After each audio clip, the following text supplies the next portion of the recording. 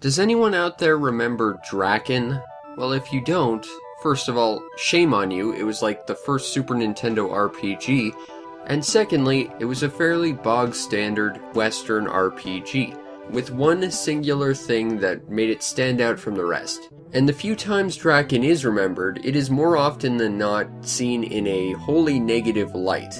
Now, we're about 30 seconds into this video, and you're probably wondering why I'm talking about a completely different game than Dragon View. Well, in Japan, Dragon View was known as Super Draken, and Dragon View is also much better known as Draken 2. The ironic thing being that Draken 2 only has one remote thing in common with the original Draken, and we'll get to that in a sec.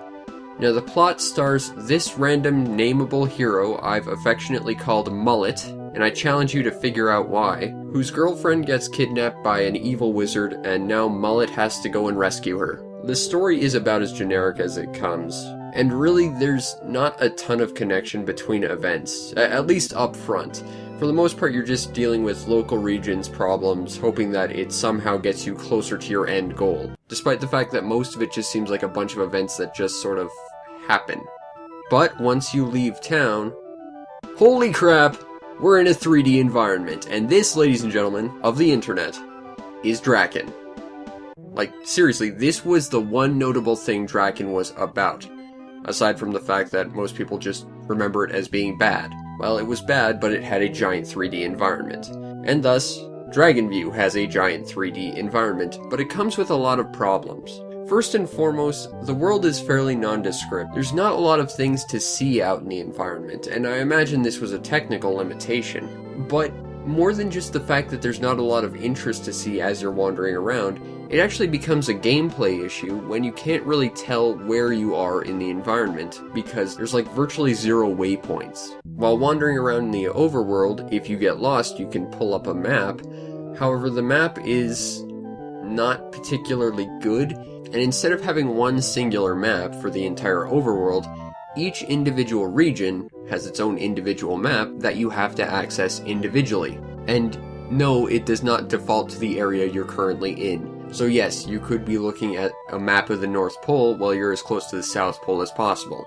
Also, while I'm talking about the map, along with every other menu in this game, for whatever baffling reason, B is accept, A is decline. So if you accidentally press A to open up a new map to see where you are, you're immediately shot back to the overworld without any idea of where you are. Then you have to re-access the map, and it's just a slow process, and it's annoying, and all the menus are like that, which sucks. Beyond that, it's just slow, it's cumbersome, it's easy to get locked up on various bits of the environment, because turning doesn't make sense like you'd think. Normally, in a first-person perspective, if you're turning, you pivot around a singular point. Instead, for whatever reason, you seem to make a wide circle. So if you get stuck on an object and you try and turn to get around it, you're going to get caught on it again and again and again, and it's awful. In fact, the absolute last thing I can do to rag on the overworld here is the fact that it's not even necessary. And I know what you're going to say, well, it's the one thing that connected it to Draken. To which I reply, yes. Yes it is, but first of all, that game wasn't very good. And secondly, it's completely inconsistent with the rest of the game. See, when you get into town or you get into a dungeon, it immediately hops into a side-scrolling beat-em-up that has nothing to do with first-person perspective at all. So why they couldn't create a larger transitional system from a 2D beat-em-up perspective, I have no idea. And if your argument is they can't convey depth that way, well, you're wrong, because each of the towns has multiple layers conveyed through the depth of the world. So yeah, there's really no reason for this overworld to be this way, aside from it being the one thing it can connect to Draken. And seriously, this overworld is the most frustrating thing about this game, because beyond that, it's actually pretty good. Now, in combat, Mullet has a grand total of 2 weapons, and some side equipment. I'll talk about that in a sec. His 2 weapons are the very, very bland sword, and the much more interesting throwing axe boomerang combo. In fact, this weapon is so much more kick-ass than the sword, I think the developers even knew this, because each iteration of it is stronger than the sword. So you're probably asking at this point why a weapon that is so cool that it offsets Mullet's awful haircut wouldn't be the best thing in this game. Well, the thing is, it can't hit below Mullet's waist, and that's the biggest problem. Every other enemy you run into is about half of Mullet's height, which means you can only hit them with the sword, which is substantially more dangerous, as well as just... well, let's just be honest, it's a hell of a lot less kick-ass. I mean, seriously, you have a boomerang throwing axe. Why are you not using that at every opportunity? And if you want to, well, then you have to go through the menu system, which is slow and clunky, and no one wants to do that. So yeah, not very fun. In addition to his two main weapons, he also has sub-weapons, stuff like magic rings that'll throw fire, ice, and lightning, as well as bombs, as well as a bow and a case of arrows, provided you can keep the arrows stocked. However, the thing about the sub-weapons is they are all based on ammo. Bombs and arrows need to constantly be repurchased, and magic has to be replenished through drops. Now the neat thing is, each and every one of these things gets used in conjunction with various puzzles. Very simple puzzles, mind you, but they're useful outside of combat as well. The biggest problem with them being used in combat, however, is of course the risk-reward of potentially running out of ammo for a sub-item that you need to solve puzzles.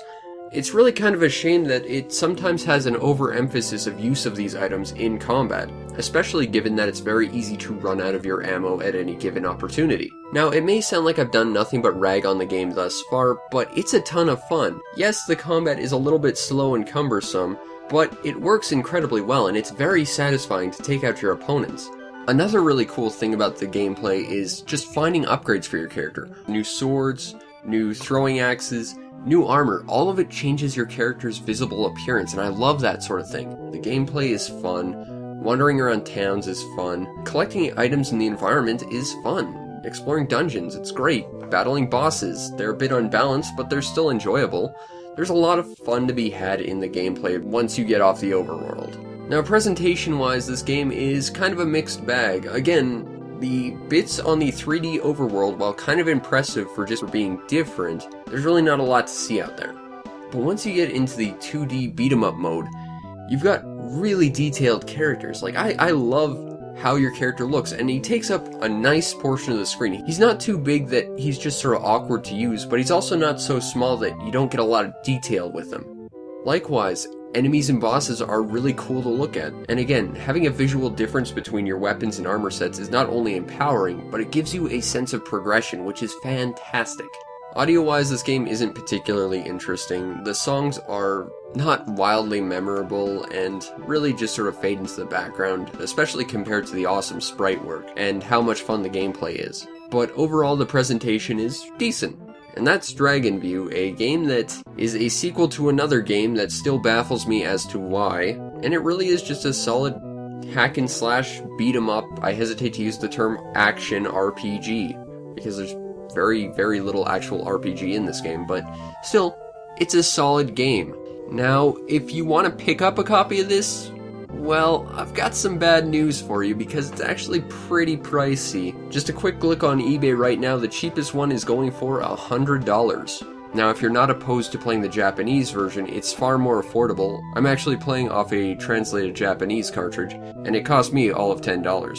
In fact, I actually got it for free. It was thrown in when I bought a $10 copy of Final Fantasy IV. But it's a pretty solid game. Do I think it's worth $100? Absolutely not, but if you can find it cheap, it's not a bad game. I guess at the end of the day, what I'm trying to say is, this game still confuses me that it's a sequel to Draken. And ironically, while Draken might have not been as bad a game as people would have you believe, Draken was such an abhorrently bad game that its sequel, which it should not have gotten, is only brought down by the fact that it's connected to Draken in any way. So bravo, Draken.